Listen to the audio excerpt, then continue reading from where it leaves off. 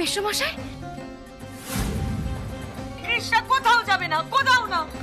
আর কৃষ্ণা যদি কোথাও যায় তাহলে এক্ষুনি আমি আমার নিজের শিরা কেটে মরে যাব। কাকিয়া আমি তো বললাম।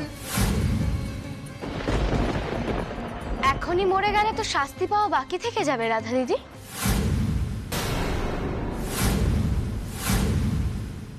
ও আর কি বলবে বলতো শ্যামা? নিজের লোকের ওপর এরকম অত্যাচার কেউ করতে পারে ভাবতে পারবি না। আমার উপর কেউ অমানসিক নির্যাতন করেছে ওরা ভাবতে পারবি না শ্যামা। মিথ্যাবাদী, মিথ্যাবাদী তুমি। অনি, অনি বাবা বিশ্বাস করো, এই লোকটা মিথ্যে কথা বলছে, মিথ্যাবাদী এরা। তুমি আর কত নিচে নামবে? আমি তোমার স্বামী আর ও আমার মেয়ে, রাধা আমার মেয়ে। তারপরও আমাকে তোমরা রেহাই দাও, আমাকে তবু রেহাই দাও তোমরা। তোমাদের সব চক্রান্ত আমি জেনে গেছিলাম বলে আমাকে আটকে রেখে দিয়েছিলে। অনিরুদ্ধ, শ্যামা একদম সত্যি বলছে, তুমি ভাবতে পারবে না তোমার কাকিয়া কতটা সাংঘাতিক মানুষ। আমি কৃষ্ণাকে ডেকেছিলাম, তারপর ওরা আমার উপর অত্যাচারের মাত্রা আরো বাড়িয়ে দেবে।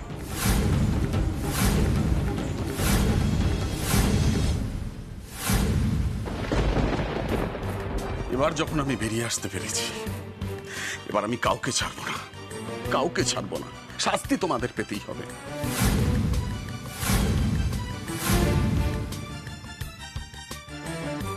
কিন্তু এখন আমরা কি করব? আগে কি কৃষ্ণাকে নিয়ে বাড়িতে যাব?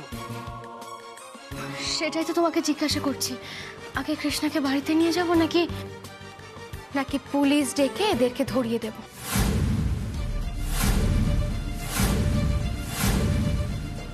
না না, কাল তোর গানের অনুষ্ঠান, ওর তো একটা মানসিক প্রস্তুতির প্রয়োজন নাকি? কথাটা কিন্তু একদম ঠিক কথা বলেছে। ওহো রাধা দিদি, তোমাকে তো একটা কথা বলাই হলো না। তোমরা চক্রান্ত করেছো সেটা যেমন আমরা ধরে ফেলেছি, কি কারণে চক্রান্তটা করেছো সেটাও জেনে ফেলেছি।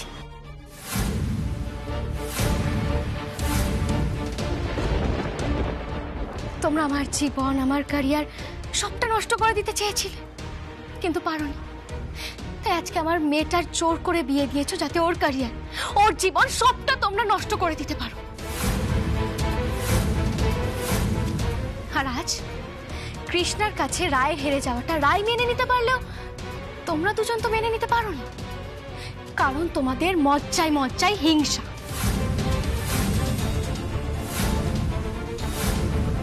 কারোর ভালো তোমরা সহ্য করতে পারো না, এতটাই নীচ তোমরা। বেটা কাকিয়া, তোমরা এতটা নীচ?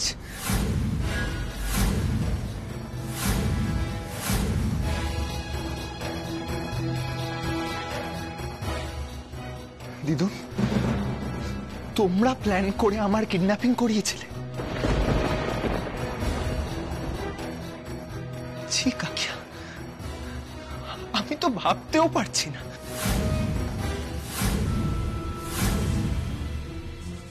ভাবতে পারবে অনিরুদ্ধ, একটু টাইম দাও, সব ক্লিয়ারলি বুঝতে পারবে।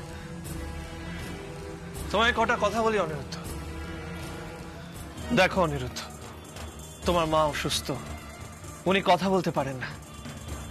তোমার মায়ের নাম করে যা যা বলা হচ্ছে, আমার ধারণা সবকিছু এই মা মেয়ের পরিকল্পনা।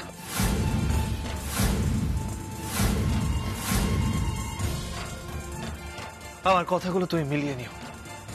একটা সাজেশন ছিল তোমার জন্য, পারলে নিজের মায়ের সাথে আলাদা করে কথা বলো, সব জানতে পারবে। অনিরুদ্ধ, আমার কিন্তু মনে হয় এদের হাতে তোমার মায়ের জীবন বিপন্ন হতে পারে, হয়তো হচ্ছেও, কারণ কণিকা দিদির দেখাশোনা তো রাধা দিদিই করে। তো রাধা দিদি কি কি ওষুধ খায়, কিভাবে যত্ন নেয়, তুমি তো কিচ্ছু জানো না। তাই বলছি কি বাবা, তুমি তোমার মাকে অন্তত এতে দুজনের হাতে ছেড়ে যেও না।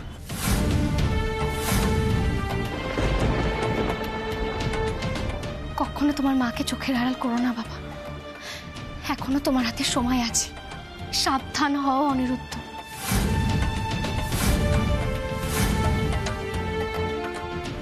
মা, আপনি আমায় জিজ্ঞেস করলেন না আমার চোখে কেন কৃষ্ণার কষ্ট ধরা পড়েনি? বিশ্বাস,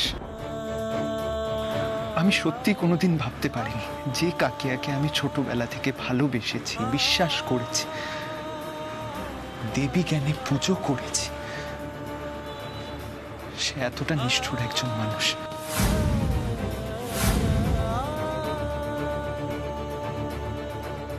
কৃষ্ণা,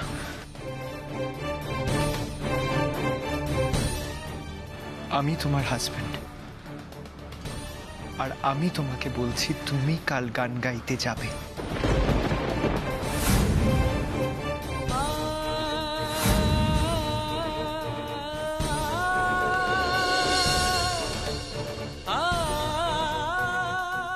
কারোর অনুমতির কোনো প্রয়োজন নেই কৃষ্ণা, তুমি স্বাধীন, তোমার যা ইচ্ছে তুমি তাই করবে।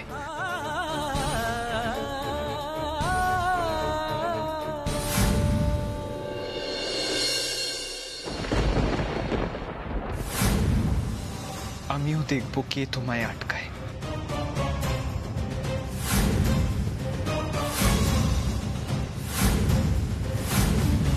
ধন্যবাদ অনিরুদ্ধ।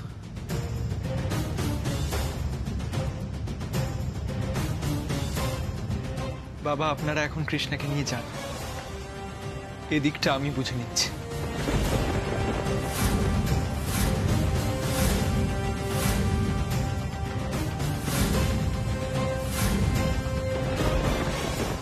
তাই যাচ্ছি অনিরুদ্ধ।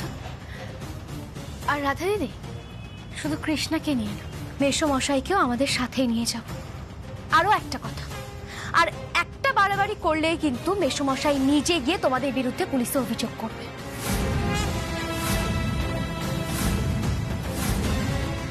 এই কথাটা তোমাদেরকে আগে থেকেই জানিয়ে রাখলাম। যদি সংশোধনাগারের ভাত না খেতে চাও তাহলে সাবধান হয়ে থেকো।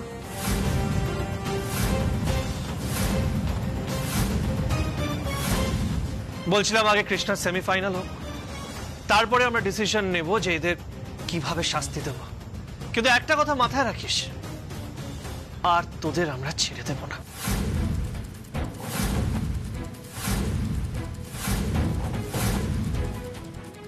চলো শ্যামা। ছোট কর্তা, একটু দাঁড়াও। যাওয়ার আগে তোমাদের দুজনকে আমি চ্যালেঞ্জ করে যাচ্ছি।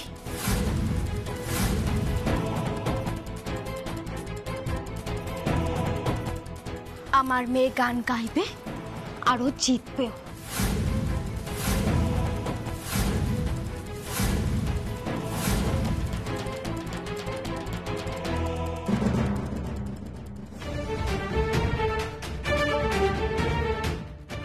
দেখি তোমরা ওকে কিভাবে আটকাও।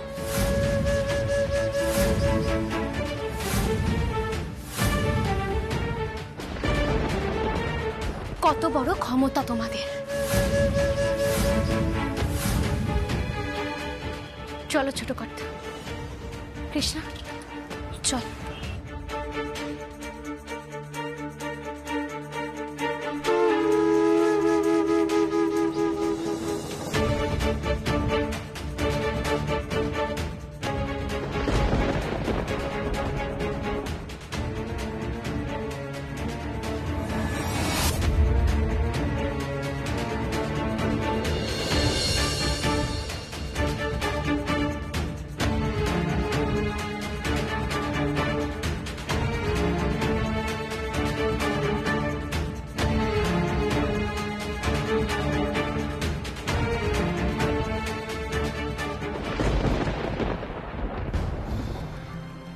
কাকিয়া, এতদিন আমি তোমার সব কথা বিশ্বাস করেছি, কিন্তু আজ ওরা যেটা বলে গেল সেটা কিন্তু আমি কনসিডার করব।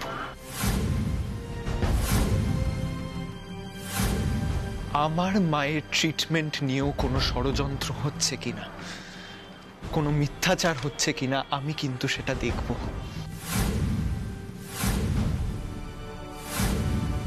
পুরো ব্যাপারটা আমি সিরিয়াসলি দেখব কাকিয়া।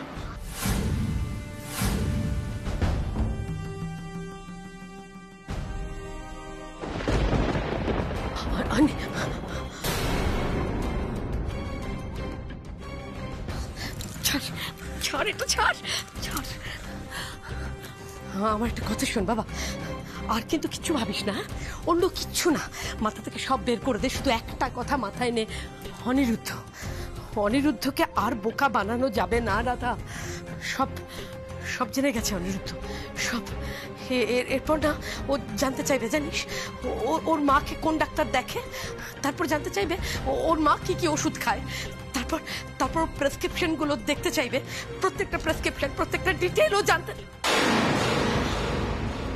আমি বলে যাচ্ছি, তুই কি ভাবছিস, কি ভাবছিস তুই? অনিরুদ্ধ, অনিরুদ্ধ, অনিরুদ্ধ, অনিরুদ্ধ কি? মা অনিরুদ্ধ কিছুতেই মুখ খুলবে না, কিছুতেই না। প্রয়োজনে ওর মুখ আমি চিরজীবনের মতো বন্ধ করে দেব। শুধু কালকের দিনটা যেতে দাও। অনিরুদ্ধকে দিয়েও কৃষ্ণাকে বাঁচাতে পারবে না। এর জন্য যদি অনিরুদ্ধকে সবকিছু ছেড়ে চলে যেতে হয়, অনিরুদ্ধ তাই যাবে, কিন্তু কৃষ্ণা ফাইনালে গান গাইবে না, ব্যাস।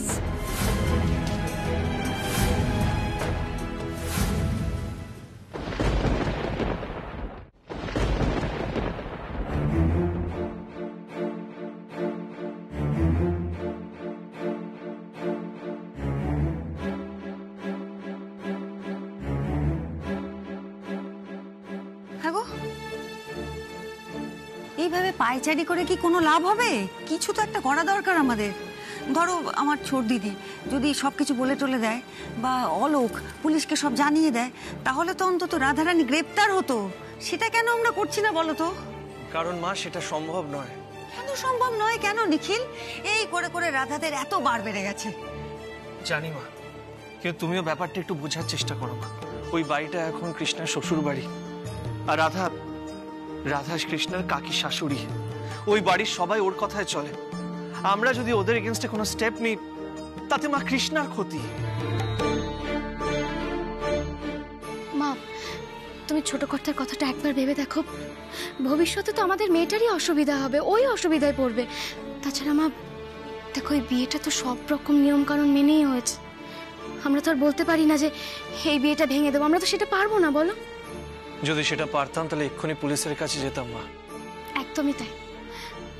দেখো মা, এই মুহূর্তে আমরা কোনোভাবেই পুলিশের সাহায্য নিতে পারবো না, আর তার একটাই কারণ, সেটা হলো কৃষ্ণা আর অনিরুদ্ধর বিয়ে।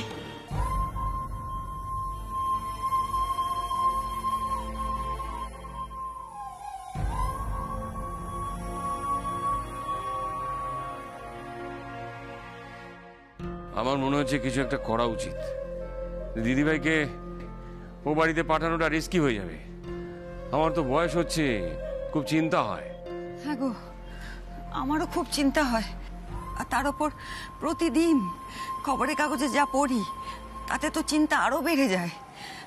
আর দেখো, আমাদের রাধারানী তো অত সহজ মেয়ে নয় যে চারটি গাল পেরে, চারটি কুকথা বলে শান্ত হবে, মানসিক শাস্তি দেবে।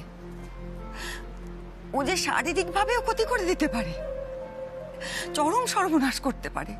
তুমি দেখো না, এর আগেও আমার ছোট দিদিকে কিসব খাইয়ে টাইয়ে গলা নষ্ট করে। এখন তো আমার মনে হচ্ছে আমাদের নিখিলই ঠিক, ওর সন্দেহই ঠিক, ওটাও রাধারানী করেছিল।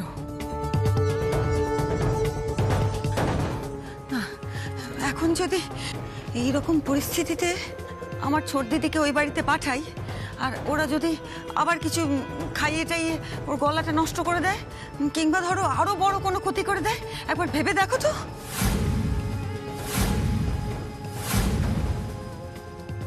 শ্যামা, নিখিল, আমি বলছি দিদিভাই এখন ও বাড়িতে যাবে না। দেখ, তোরা ভালো করে অনিরুদ্ধের সঙ্গে কথা বল, ওকে বোঝা। ওই যতদিন রাধারানী ও বাড়িতে আছে, ততদিন কৃষ্ণা দিদিভাই ও বাড়িতে যাবে না। তাছাড়া অনিরুদ্ধর মা তো কৃষ্ণাকে পছন্দই করে না। সেটা আমরা একবারে কেন ভাবছি না? ওকে ওই বাড়িতে না ফেরত পাঠানোই উচিত। কিন্তু মুন্নি দেখো, কৃষ্ণার তো ওই বাড়িতে বিয়ে হয়েছে। ও এখন হুট করে বলবে যে ওই বাড়িতে যাবে না, এটা তো হতে পারে না, বলো। তাছাড়া অনিরুদ্ধর প্রতি, ওর শাশুড়ি মায়ের প্রতি ওর তো একটা দায়িত্ব আছে। কৃষ্ণার গায়ের রং কালো বলে তোকে অনিরুদ্ধর মা পছন্দই করে না, কাছেই ঘেঁচতে দেয় না। ও ওখানে থেকে কি করবে? মুন্নি, মানুষের বিচার তার গায়ের রং দিয়ে হয় না, মানুষের বিচার হয় তার মনুষ্যত্ব, ব্যবহার, বিবেকবোধ দিয়ে। ওসব কথার কথা বাবা, থিওরি। আসলে জীবনে এটাই ফ্যাক্টর হয়ে দাঁড়ায়। দিদি ভাই তুমি এসব কথা যে পুরোপুরি ভুল বলছো তাও নয়।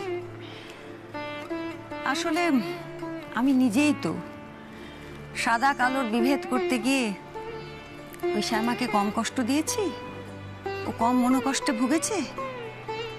কথায় কথায় ওকে ঠেস দিতাম, আঘাত করতাম, কিন্তু আমিও না শেষমেশ বুঝেছি এসবের মধ্যে কোনো সারবত্তা নেই। তুমি যে বললে না এগুলো সব কি যেন থিওরি, ঠিকই তাই।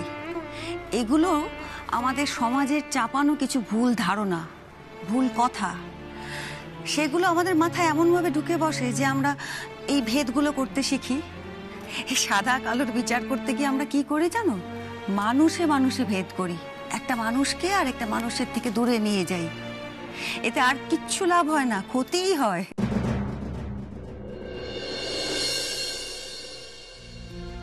আর তুমি তো এখনকার মেয়ে, শিক্ষায় দীক্ষায় গুণে আমাদের চেয়ে অনেক এগিয়ে, তুমি এসব কথা বলো না।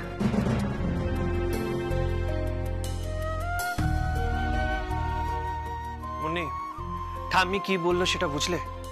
দেখো, আমরা এইসব বিশ্বাস করি না, আর আমাদের মেয়েদের সাথে যদি এরকম কিছু হয় সেটা আমরা কোনোদিনও টলারেট করব না। আমার কি মনে হয় জানো তো ছোট কর্তাব, যে কথাগুলো এখন কণিকা দিদির কথা বলে চালানো হচ্ছে সেই কথাগুলো আদতে কণিকা দিদির নয়, কারণ উনি তো কথাই বলতে পারেন না। তবে ওনার যদি ভালোভাবে চিকিৎসা করা হয় না, আমার বিশ্বাস উনি অনেক কিছু বলতে পারবেন। আর এখন উনি যেগুলো বলছেন সব কথাগুলো ওনার মুখে বসানো কথা ছাড়া আর কিচ্ছু হতে পারে না। তবে ওনার জন্য এখন আমার খুব চিন্তা হচ্ছে জানো তো। আমার মনে হচ্ছে রাধা দিদিরা কোনোভাবে ইচ্ছাকৃত ওনার ভুল চিকিৎসা করাচ্ছে না তো।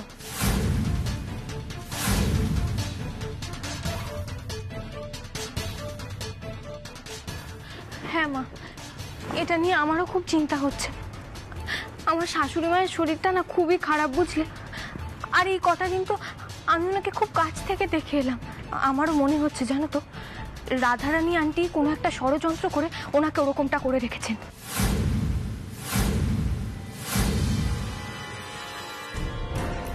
আর এই পুরো ব্যাপারটা অনিরুদ্ধ বাবুও জানেন না। অনিরুদ্ধর সঙ্গে তো এই নিয়ে কথা বলা দরকার। হ্যাঁ দাদা, অনিরুদ্ধ বাবুকে তো এটা জানানো উচিত। আমাকে তো শাশুড়ি মার কাছে ঘেঁষতেই দেওয়া হয় না, আমি যাতে সবকিছু জেনে না ফেলি। তাই জন্যই বোধহয় এরকমটা বলা হচ্ছে। উনি আমাকে পছন্দ করেন না। জানো তো মা, তোমাদেরকে না একটা কথা বলা হয়নি। আমি যখন মায়ের কাছে একা যেতাম, মা না আমার দিকে দুহাত বাড়িয়ে আমাকে নিজের কাছে রাখার চেষ্টা করতেন।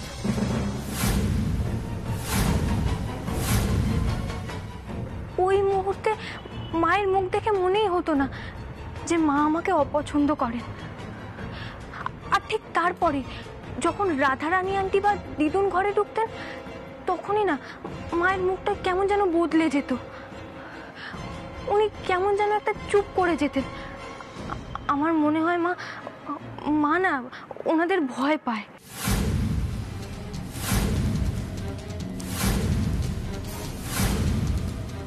কি বলছিস কি তুই? এর আগে তো তুই এরকম কথা কোনোদিন আমাকে বলিসনি। ছোট কর্তা, তার মানে রাধা দিদি আর গুরুমা নিশ্চয়ই কণিকা দিদিকে ভয় পাই রাখে। আর কৃষ্ণের কথা শুনে তো এখন সেটাই মনে হচ্ছে।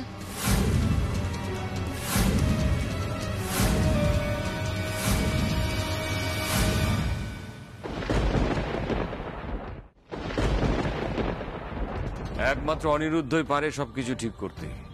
ওর উচিত নিজের মাকে ভালো করে চিকিৎসা করানো, নিজের দায়িত্বে। তাহলেই ওই রাধারানীদের চক্রান্ত ওর কাছে পরিষ্কার হয়ে যাবে।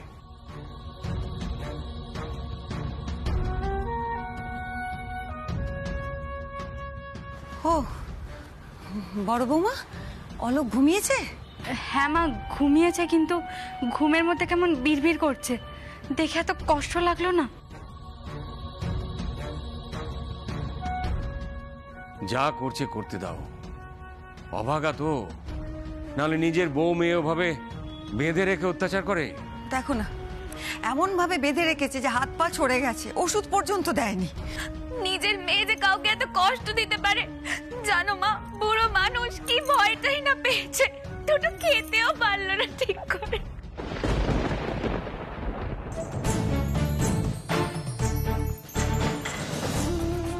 কাঁদিস না বিজলি, কাঁদিস না। ওদের মধ্যে মনুষ্যত্বের এতটুকু বাকি নেই, ছিটে ফোটা বাকি নেই। ওরা মানুষ, অমানুষ হয়ে গেছে। ঈশ্বর ওদের শাস্তি দিতে পারেন একমাত্র, আর তাই দেবেন। আমি একটা অন্য কথা ভাবছি, বলবো? বল না কৃষ্ণা। কালকে সেমিফাইনাল বলে তোমরা আমাকে এখানে নিয়ে চলে এলে, এটাও জরুরি আমি বুঝতে পারছি, কিন্তু আমার মনে হচ্ছে এর মাঝে যদি রাধারানী আন্টি আমার স্বামী বা আমার শাশুড়ি মায়ের কোনো ক্ষতি করে দেন, এখন তো ওনারা যা খুশি করতে পারেন আমাদের জব্দ করার জন্য, তাই না?